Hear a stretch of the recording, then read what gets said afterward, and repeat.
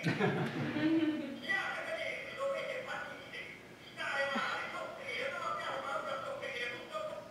so you get the idea, you get kind of the contradictory, the paradox, the oxymorphic nature of his lecture and his definition of life. Just one more film that I want to show you because I can't resist. The Inferno is directly cited in Jim Jarmusch's Night on Earth. As many of you know, Benigni also starred, one of the films that made him most famous in Japan was the film Down by Law, also was with Jarmusch. But in Jarmusch's episodic film on taxi drivers in different cities of the world, Benigni plays a taxi driver in Rome. And in one of his customary rambling cinematic monologues, which is a distinguished feature of Benigni's performance, we find them citing the first canto of the Inferno. Sorry. Oh.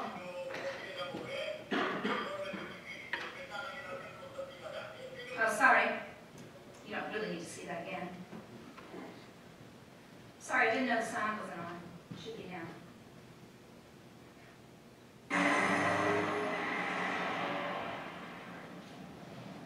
Roma deserta, bella città. I romani spariti da Roma. Dove sono i romani? Tutti a Bergamo.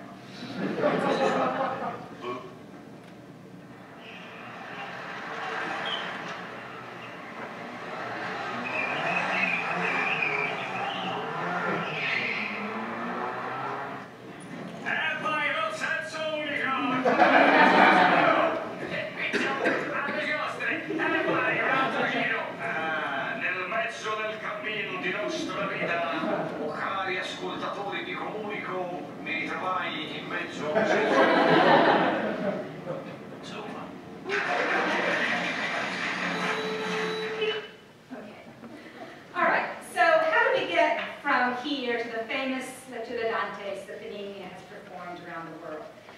Dante's first public recitation, Benigni's first, I'm confusing the two, I'm conflating them. Benigni's first public recitation of Dante dates back to 1991, when he was invited as the honorary speaker to mark the 750th anniversary of the University of Siena. When asked what he wanted to do, he said, recite Dante by memory. The event, which filled the auditorium, began with Benigni, the well-known comic, first entertaining his crowd, until a hush fell over the room as he began to recite Canto 8 of the Inferno. The cry for encore results in the second recitation of Canto 5. The experience of Siena was followed by similar appearances in other Italian universities, in Pisa, Rome, Padua, and Bologna, and overseas, where he did something similar at UCLA. And as always, sensitive to the local and to his local audience, along with the universality of Dante's poet, he did not miss the opportunity to compare Los Angeles to the eighth Bolgia of the Inferno for its sprawling nature, its delirium, and its fires.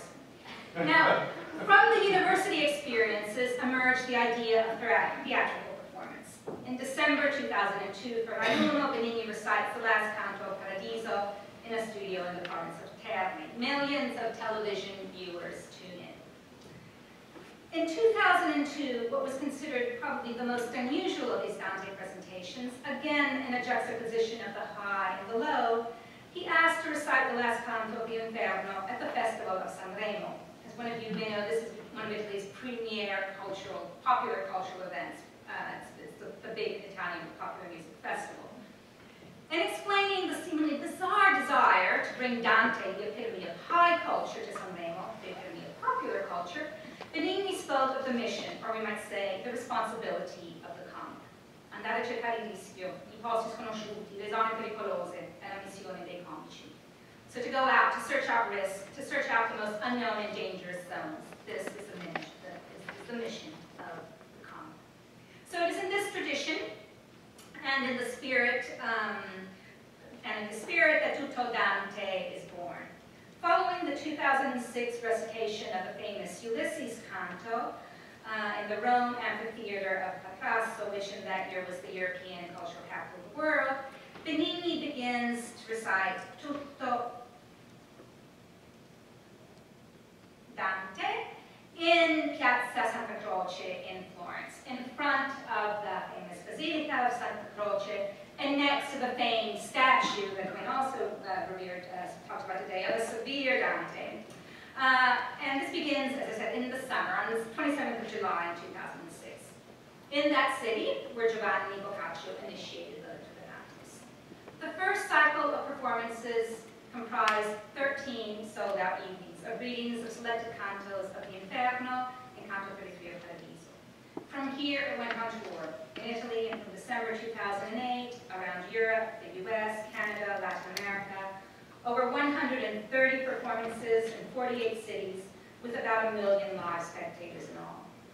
Inspired by the tour to Dante, the Italian television Rai produced a television version in 2007. The first episode of these had 10 million television viewers, which was over 35% of the share for that particular show. Not so successful, but we won't go there for some of the later shows. So Benigni brings the show back to Piazza Santa Croce for new cycles in the summers of 2012 and 2013. In Piazza Santa Croce alone, Benigni has drawn over 70,000 spectators to see the performance. So let's talk a little bit about how these spectacles are and kind of the hybrid nature of these letture dantes. The spectacles in Piazza Santa Croce illustrate the pattern of all the performances of Dante.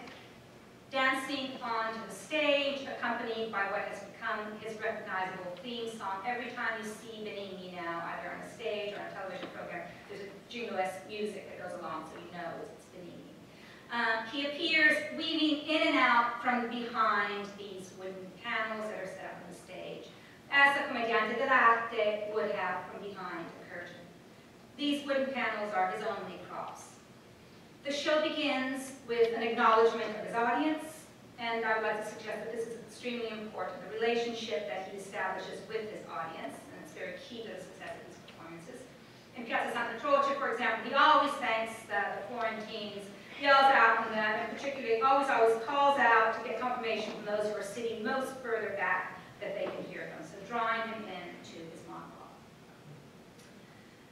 Here, Benigni of the here and now, engages in political satire, making references to different political events, to different people, talking about the mayor of Florence, or his favorite flogging horse, Silvio Berlusconi, who he actually says, we need to redo the Inferno, we need to give Silvio deserves his own circle. Now, not unlike actors of the Commedia dell'arte, who are at liberty to tailor a performance to the audience, allowing for sly commentary on current politics and body humor that would otherwise be censored, is all part of the monologue strategy that Benigni engages with. All right, Benigni then moves from this comic satiric monologue to a terzina by terzina close reading by the Tuscan comedy of the canto. So he provides a commentary that serves a didactic function, using, again, the most effective of all teaching strategies, his own passion for his subject matter for the poem, and a persistent effort to reach his audience by explaining obscure passages through accessible local language, metaphor, and performance. With the only prop being his own body, Benigni uses the physicality and the materiality of his body to assist in the clarification of the verses. In other words, he performs the verses. If he wants his audience to understand, for example, the idea of the avaricious and the prodigal, which we saw represented in both of the films that we looked at yesterday. These are the souls who are in the Inferno and are forced to push heavy boulders up the hill with their chest. They complete a kind of semicircle before crashing into the other group and turning back around in the other direction. So Benigni illustrates this. He runs across, you can imagine now, having in mind what he did at the Oscars, he runs across the stage from one side to the other, body bent over as if it's weighted down by a heavy object, huffing, puffing, complaining, and acting out the dialogue between the two forces. Now the close reading of the text is always followed by the culminating moment of the performance, and there's often a very evident switch in register here. Okay? In the short hiatus between the commentary, there's a transformation, you might say, of the mass from the comic to the serious, from the popular to the sublime, again, depending on the canto. But Bernini, takes an opportunity, usually clears his throat, stops moving, and stands kind of quite still. The only movement are his facial expressions and gestures to emphasize performance at certain points. But the emphasis here is on what we haven't talked enough about it, and that is the poetry itself. Okay, the language and the music of Dante's language. And Bernini recites, respecting Dante's meter, interpreting through the modulation and tone of his voice, using pauses between terzine to create and transfer emotion or mood. And his reading has been praised by scholars such as Eco, who attributes Bernini's success, in fact, to his tone, his emphasis, and his passion, and Hollander, who calls him a natural scholar of Dante. Now, not everyone loves Bernini's performances. There are those, as we talked about earlier, who draw that line between the high and the low culture, who think that that Bernini should not, Dante should not be read by a comic, but rather by a writer. This is Vittorio Savonte, the first to read Dante in the public squares and on the radio for a couple of decades. Eduardo Sanguinetti, on the other hand, accuses him of excessive pathos and emotion, and he says that his reading are a petite bourgeois reading of Dante, made to move the public rather than to capture its verse and rhythm. Zeffirelli, the filmmaker Zeffirelli's opinion, is equally condemning along the same line. So there are, if we're talking about then this insistence that still persists on distinguishing high and low culture, the critiques of Bernini, for the most part, come from the reluctance to allow a kind of contamination between high and low culture. What is most astonishing, I've listed a couple of images of what he does, and that kind of passage from mass to the more still position. Now, I think what's most astonishing about Dante is the longevity of the spectacle and the longevity of its success, due in part to Bernini's own stamina that has turned this event into one that has crossed temporal, geographical, and mediatic spaces. Bernini's appropriation of the Lettura Dante's tradition has positioned the prominent, I would say, as a public intellectual who extends the boundary of the text, uses the opportunity to raise public consciousness. If crowds come to hear Bernini read Dante, they also come to hear the polemical, outspoken public figure's reflection on the society that he inhabits. In his series of essays based on his 1993 lectures, Edward Said explores what it means to be an intellectual today. It is, he argues, the intellectual's role to represent a message or view, not only to, but for a public, and to do so as an outsider, someone who cannot be co-opted by a government or corporation. Well, Bernini certainly cannot be co-opted by anybody. His numerous public appearances on Italian television, including the one for the 150th anniversary of the nation held at the Quirinale, where he had agreed to behave, are verifications that Bernini will precisely not do that. He's a loose cannon, and the appearance of carefully constructed monologues doing this through these constructed monologues make Bernini appealing. He's also, we might say, intellectual in the meaning identified by Gramsci, is that of the parish priest or the teacher in a small community. Gramsci notes all men are intellectuals, but not all men in society have the function of intellectuals. Therefore, an intellectual is defined by the qualities of their actions, by being a constructor and a permanent persuader, not just a simple orator. So Bernini, as comic intellectual, has been adapting his performance to new audiences for 15 years, and what's perhaps most unique about it is the global nature of the performances. While Bernini is clearly most at home calling attention to Italian political scandal, he is also able to work across languages and cultures to deliver his readings of Dante in Italian while explicating the texts in broken English, and while relating the comedy to the local context. For example, the 26th canto of Dante's Inferno in which fraudulent advisors are engulfed by flames that scorch them, can find analogies in Los Angeles or Manhattan. The fraudulent fireflies that engulf the Florentines also would happily engulf Bernard Madoff. Sex scandal, from Berlusconi to Clinton, provides a platform for his most famous reading, the Canto Live. When asked about this sort of cross-cultural nature of his performance, trying to understand this kind of blending of not only language but also culture, in an interview with Variety, he explains what he does and how he does it. He says, no, I'm doing in English with some Italian. When I don't find the right word in English, I switch to Italian for a moment. At the end of the show, when I'm reciting the fifth canto, I do Italian. Because as I say, it's like music. Reading Dante aloud is exploding the cosmos of illuminations. It's like to hear the symphony. It's like Beethoven and Jimi Hendrix together. It's like classic and rock. It's Bach and Janis Joplin. It's something for which you don't need the translation. And just to end, to show you whether you do or you do not need the translation, I'm just going to show you the final minute of the reading of Canto V. Noi leggevamo un giorno per diletto di Lancialotto come amor lo strinse. Soli eravamo e senza alcun sospetto. Per più fiate gli occhi ci sospinse quella lettura e scolorocci il viso, ma solo un punto fu quel che ci vinse, quando leggemmo il disiato riso, esser baciato da cotanto amante, questi che mai da me non fia diviso, la bocca mi baciò tutto tremante.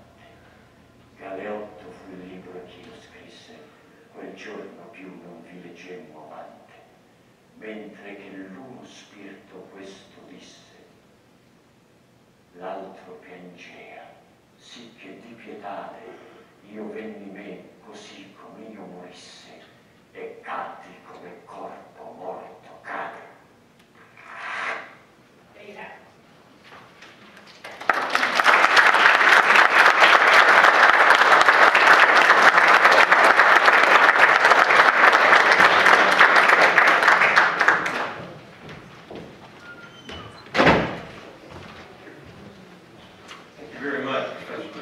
For that excellent talk. Our next speaker is Professor Adrienne Ward, who is a professor of Italian. She holds a BA from the University of Notre Dame, I should say.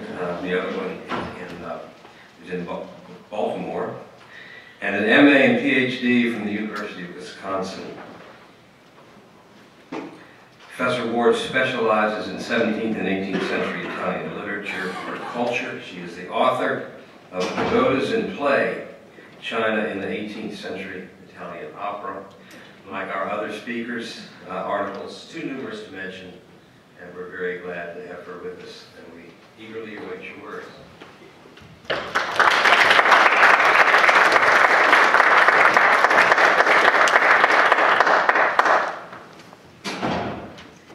You won't be listening to me very long. It brings me great pleasure to complete the symposium today with the work of our students, all of whom are majors in the Italian Studies program here at UVA. Each of them has been variously inspired by Dante and his masterpieces. Today, you will hear an original poem, personal essays by Virginia Nice and Lacey Prestipino on, respectively, intersections between aspects of purgatory and a student's life choices, and a creative rediscovery of the three Dantean worlds here on the UVA grounds. Finally, you will be treated to the words of the poet himself, delivered to us by an excellent student interpreter, Zachary Vogt. Now, please enjoy an original poetic composition created by Zoe Kemp and Casey O'Reilly. Zoe and Casey fashioned their verse as Dante would have, writing not only in terza rima, but also respecting the endecasillabo line. the revered Italian poetic line of 11 syllables exactly. Zoe and Casey also authored the English translation, and you will find both versions on the back of the program.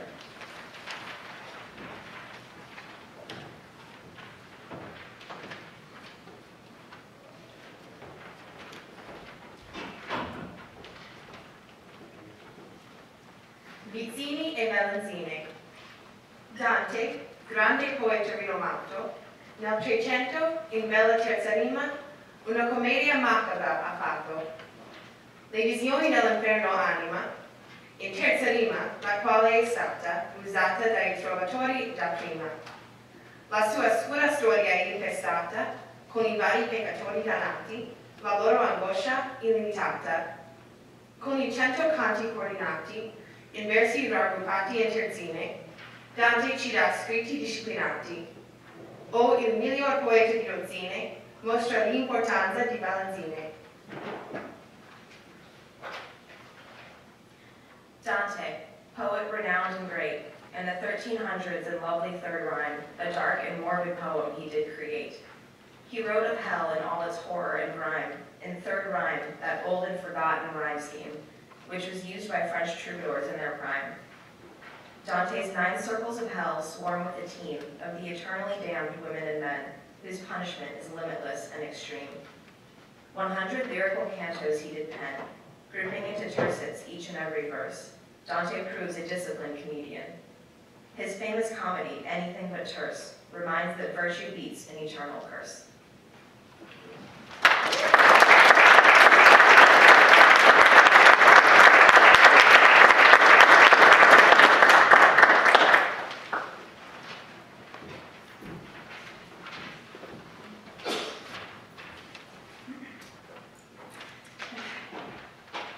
We all know the saying, hindsight is 20/20, and I think I'm safe in assuming that we can all attest to the truth behind this phrase.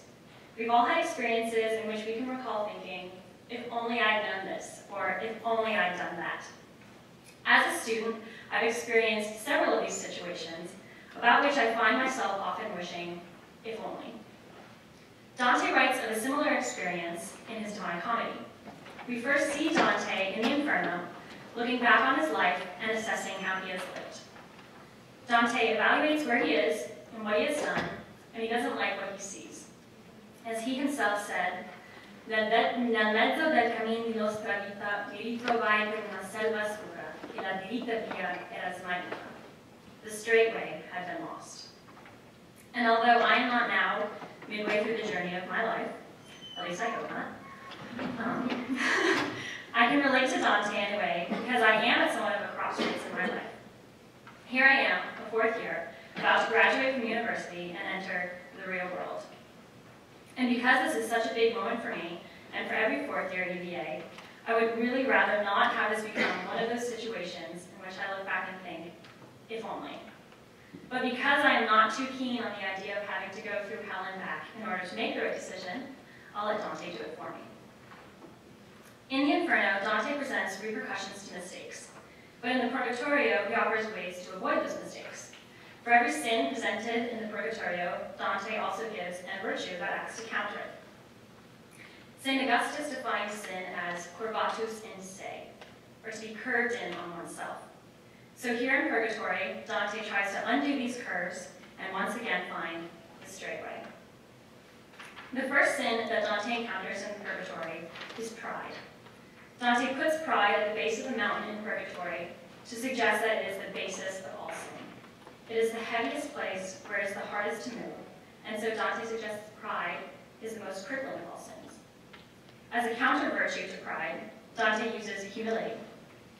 It is important to note that Dante is not talking about false humility, which is the highlighting of one's insecurities and can often be a form of disguised pride.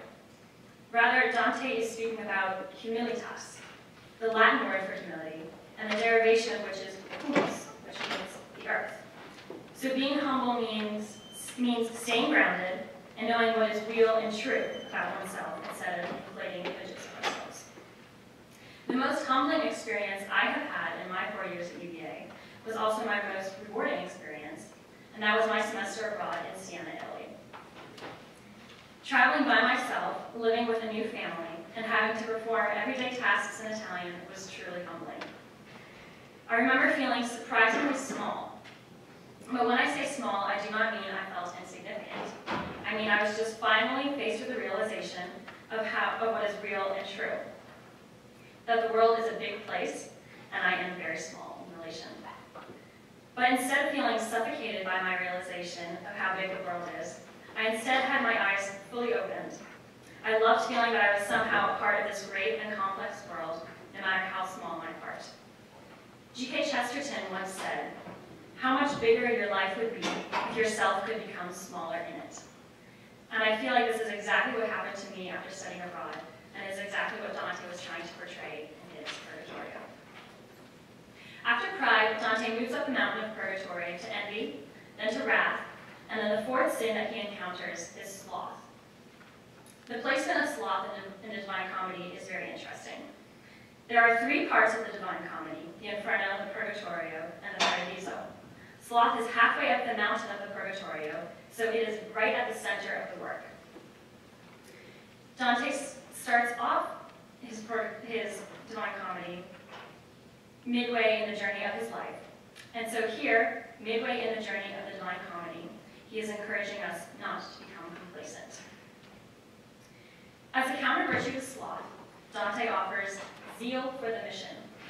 He encourages us to work hard, to find our mission, and to be passionate about it. This particular virtue that Dante talks about is, in my opinion, especially applicable to my life right at this moment, as it is to all fourth years. Deciding what to do after we graduate, it is so important that whatever path we choose to follow, we choose it with zeal. Looking back at my time here at UVA, I have realized that the choices I actively made were my best choices. Actively deciding to major in 2 foreign languages has allowed me to go to class every day and thoroughly enjoy them. My deliberate choice to study in Italy ensured that it was my best semester of college because I was right where I wanted to be. And actively deciding what clubs and organizations to be involved in ensured that I spent my time wisely, doing only what I enjoyed. On the other hand, decisions that I did not actively make, or ones that I simply settled for, are moments that I can pinpoint as my biggest sources of stress as a student. Zeal for the mission needs to be the guiding principle in choosing what to do after graduation, because becoming complacent and just settling will not guarantee that I enjoy what I do. Studying the Purgatorio and the virtues that it advocates, such as humility and zeal for the mission, I can learn so much about what to strive for, both as a student and a person.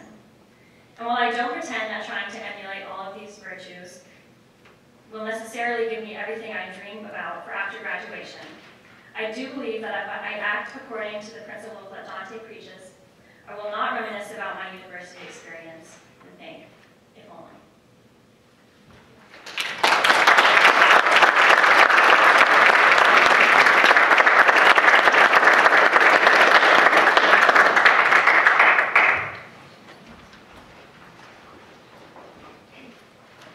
In the famous book, Perché leggere I classici, Italo Calvino gave 14 definitions of what makes a work of literature a classic. My favorite of these definitions is number 10. Chiamasi classico un libro che si configura come equivalente dell'universo al pari degli antichi talismani. A classic is the term given to any book which comes to represent the whole universe, a book on par with ancient talismans. Dante's La Divina Commedia has certainly come to dominate my entire academic universe. I read Dante's Inferno for the first time my senior year of high school. I didn't know it then, but that certainly wasn't the last time I would enter Inferno.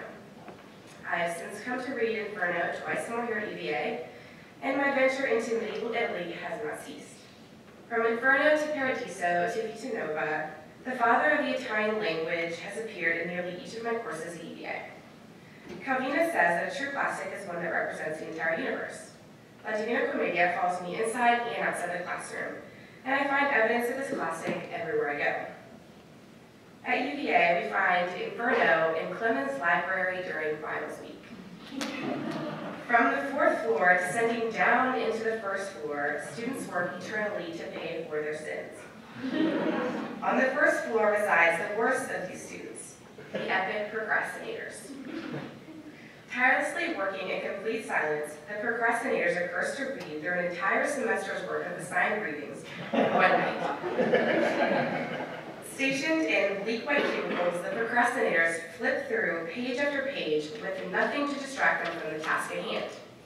With no hope for redemption, the procrastinators' last-minute toil is forever in vain.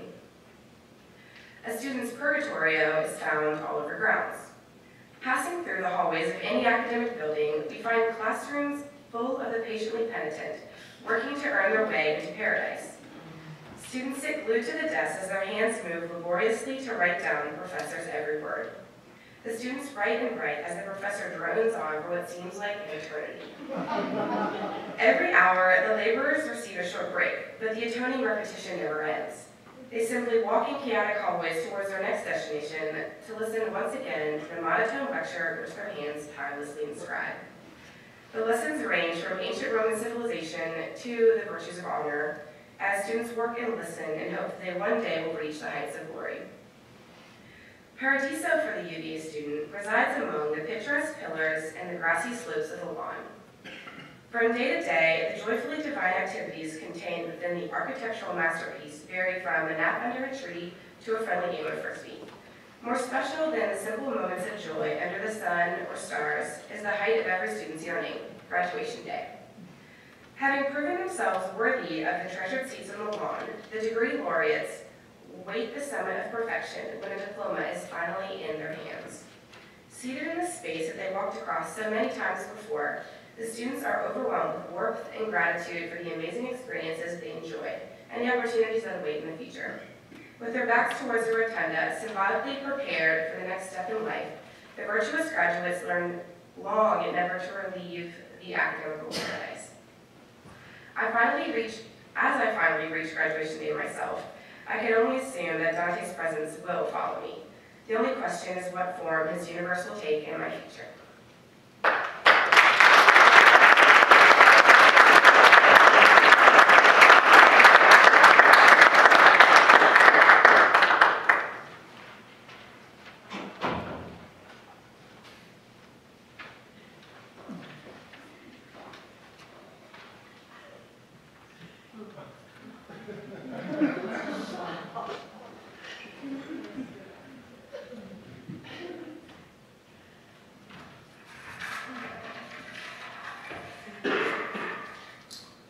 Good afternoon, signore e signori. My name is Zachary Vogt. I'm a third-year Italian major. I want to thank Professors Deborah Barker and Mark Barker for organizing such an intriguing event, and Professor Adrian Ward for giving us the opportunity to contribute. Così s'osserva in me lo contrabbasso. With these words, uttered by the decapitated head of a Provençal poet, Dante's grisly 28th canto comes to a close. Situated in the Malebolge, or 8th circle of hell, this canto is perhaps best known for its explicit reference to the concept of the contrabbasso. Nowhere else in the Inferno, over 34 cantos and hundreds of terzinas, does the word contrabbasso appear. Inherited by Dante from Thomas Aquinas, the term signifies retributive suffering, a punishment for sin that either mirrors or contrasts with the transgression. In the case of the schismatics, their offenses are clearly manifested in their eternal suffering. They rent apart political alliances, family ties, and spiritual unity while on earth, and thus are physically dissected in hell. Dante finds himself at a loss for words as he enters the abattoir atmosphere of the ninth bolgia, or pouch, in which the sowers of dissension and scandal are found. He directs a rhetorical question at his readers, wondering aloud whether even he, despite his tremendous linguistic ability, can do justice to the sublime evil that lays before him. He proceeds to make references to some of the most notable struggles of historical record, from the Lunga Guerra, or Punic Wars, to more recent factional conflicts between the Guelphs and Ghibellines, concluding that even the worst carnage of the human world cannot compare with the butchery of hell. A rapid succession of schismatics shuffle past the poet and his guide, each the source of religious, political, or familial discord. The first of these is the Prophet Muhammad, horribly disfigured by a cut running down the length of his body, out of which his viscera spill. It is unclear whether Dante accepted the popular notion of his time that Muhammad had been a cardinal who had initiated a schism within Christianity by creating a new sect, or if he had a more progressive understanding of the prophet. But in any case, he's presented as a figure who contributed to the division within the Christian faith by introducing an alternative version of the monotheistic narrative. The last and most important example of the contrappasso comes in the form of Bertrand de Bourg, a 12th century French nobleman and poet who was renowned for his ability with both the pen and sword. His unfettered lust for provoking strife in both politics and prose was believed to have instigated a series of vicious quarrels between Henry III and Henry II, ultimately resulting in the young king's death. Bertrand suffers the most brutal punishment of the schismatics as his head is severed from his trunk, but still speaks and remembers his egregious transgressions, which he claims are tantamount to the treachery of Achitophel, who sought to aid Absalom in his revolt against his father, King David. I will be reciting two selections from this canto in Italian. An introduction where Dante attempts to comprehend the horror that lies before him and encounters Muhammad. The conclusion, where Bertrand de Bourg appears as the defining example of the contrappasso. You'll be able to follow along with the slideshow, which features Alan Mondlewam's English translation.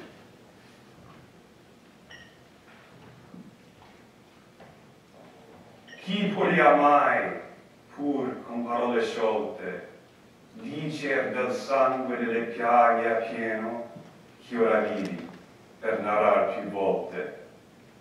Ogni lingua per certo verlia meno, per lo nostro sermone e per la mente, c'hanno a tanto comprender, poco seno. S'alzaunasse ancor tutta la gente, che già in su la fortunata terra di Puglia fu del suo sangue dolente, per i troiani e per la lunga guerra che dell'anella fesi alte spoglie, come Livio